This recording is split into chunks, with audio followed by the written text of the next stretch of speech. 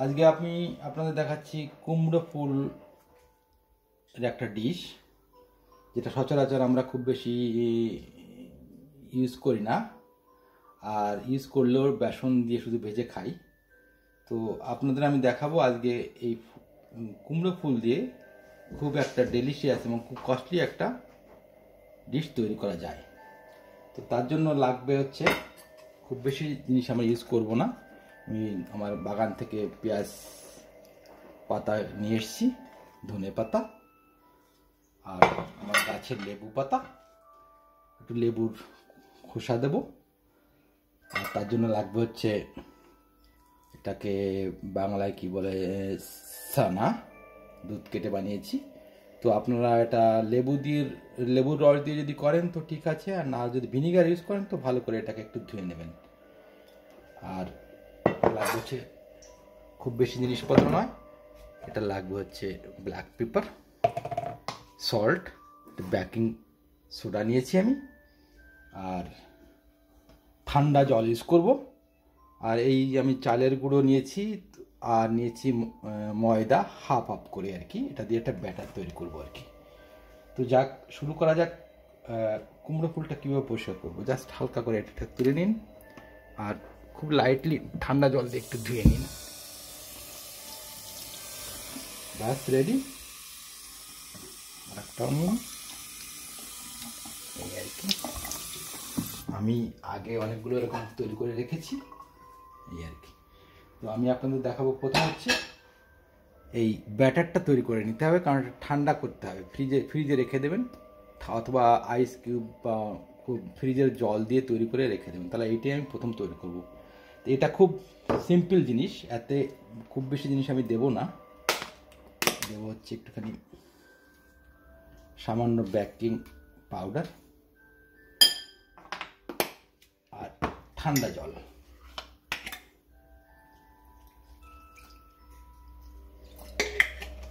আর salt দিয়ে এটাকে আমি ফ্রিজে রেখে দেবো। আছে, আমি খুব ঠান্ডা জল ইউজ করেছি, দেখুন, খুব বেশি ডেন্স নয় অথবা খুব ইয়েও নয়, পাতলাও নয়। তো এটাকে আমি ফ্রিজে রেখে দিচ্ছি যাতে খুব বেশি ঠান্ডা থাকে আর কি। কারণ ঠান্ডা হলে, যখন আমি খুব গরম তেলে ভাজবো তখন ব্যাটারটা একটা ক্রিস্পি তৈরি হবে, যে কারণে আমি ফ্রিজটাকে ঠান্ডা করব। এবার আমি আপনাদের দেখাচ্ছি যে আমি রিকোটা বা এটাকে সানা তৈরি করে রেখেছি, সেটাকে আমি কীভাবে তৈরি করব, স্টাফ আর কি। এটা কুমড়ো ফুলের ভিতরে যাবে। এটাতে সামান্য সল্ট দেব, সল্ট, একটু ব্ল্যাক পেপার দেব,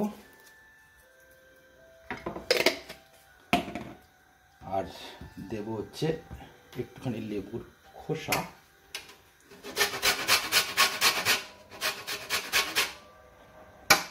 খুব বেশি কোনো কিছুই দেবো না আমি।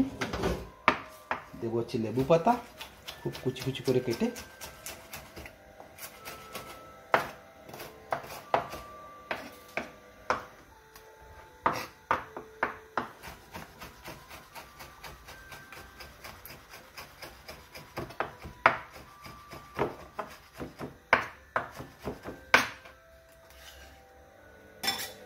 আর দেবো হচ্ছে পেঁয়াজ পাতা,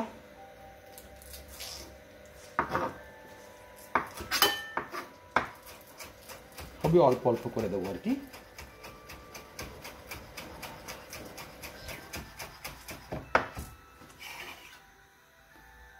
দেব সামান্য ধনে পাতা, খুব বেশি ধনে পাতা দেবো না আমি।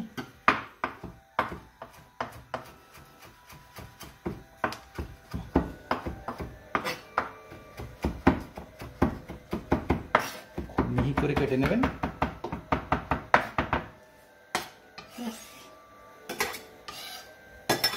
হয়ে গেল, এটাকে আমি ভালো করে মাখবো, একদম মিহি করে মাখবো আর কি। দেখুন রিকোত্তাটা ঠিক এরকম হয়ে গেছে। বারবার রিকোত্তা বলছি কারণ এভাবে অভ্যস্ত। তো যাকে চিজটা এরকম হয়ে গেছে, চিজটাকে এরকম করে ভিতরে, কুমড়ো ফুলের ভিতরে দিয়ে দেবেন।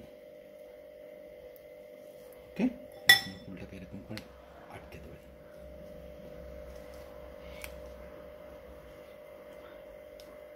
হয়ে গেল। তো এইভাবে আমি সবগুলোকে আগে রেডি করে নেব। আচ্ছা, এটা আমি বার করে নিয়ে এসেছি।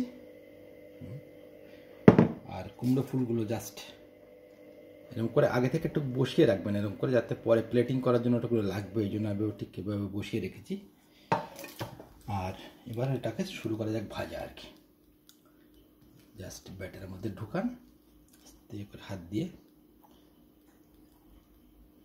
তেলটা গরম করেই রেখেছি আমি, ঠিক এভাবে ছেড়ে দেওয়া হবে।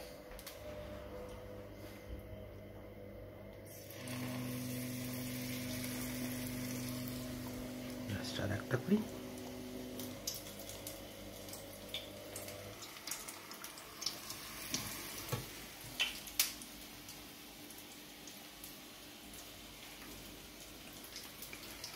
আস্তে খুব গরম তেলে ভাজবেন না। ভাজা হচ্ছে ততক্ষণে আমি আমার টেবিলে একটা পেঁয়াজ রেখেছেন, পেঁয়াজটাকে আমি অনেকটা বাটার আছে, তো আমি এটাকে পেঁয়াজটাকে দুটো পেঁয়াজ রিং ভেজে নেবো। পেঁয়াজ রিংটা হচ্ছে খুব ইজি জিনিস।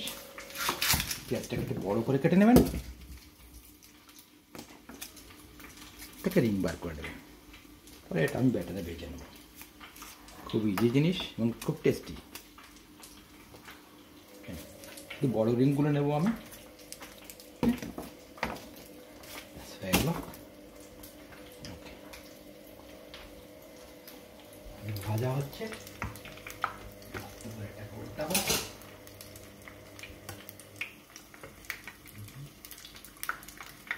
একদম ক্রিস্পি হয়ে গেছে, আস্তে করে ভেজে নেব।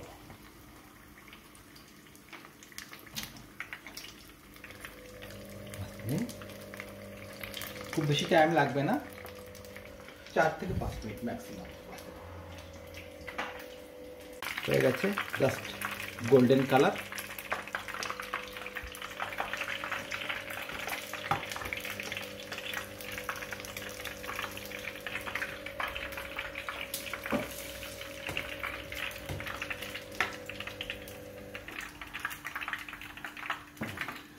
আর এক ব্যাচ ভেজে নেব, সাথে দুটো পেঁয়াজ রিংও ভেজে নেব, একই ব্যাটার।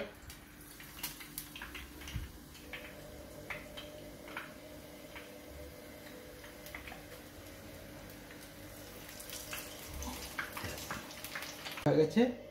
এটা হচ্ছে পেঁয়াজের সেই পেঁয়াজগুলো ভেজে নিয়েছি রিং তৈরি করে, দেখতেই পাচ্ছেন এগুলো বেশ ক্রিস্পি বেশ। আর এখানে পেঁয়াজের পাতা ছিল, তো সেটাকে আমি ভেজে দিয়েছি। সবই খেতে ভালো। চলুন আপনাকে প্লেটিং করে দেখানো যাক।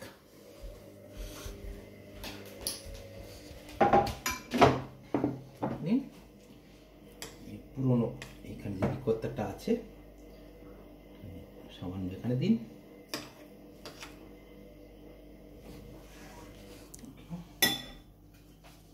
পেঁয়াজের রিং দিন, ঠিক একদম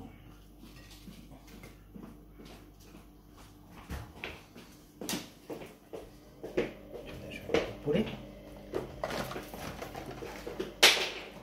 বিকোত্তাটা দেওয়াতে কি হচ্ছে, আপনার এটাকে ঠিক লেগে থাকছে আর কি, যেভাবে আপনি চাইবেন প্লেট রেডি করতে সেভাবে হবে, নড়বে না আর কি। হয়ে গেল। পেঁয়াজ পাতা ভাজা দেই,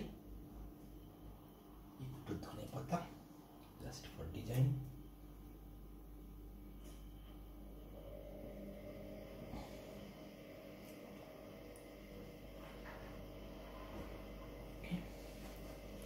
so this is final task. এভাবে সার্ভ করুন। Thank you.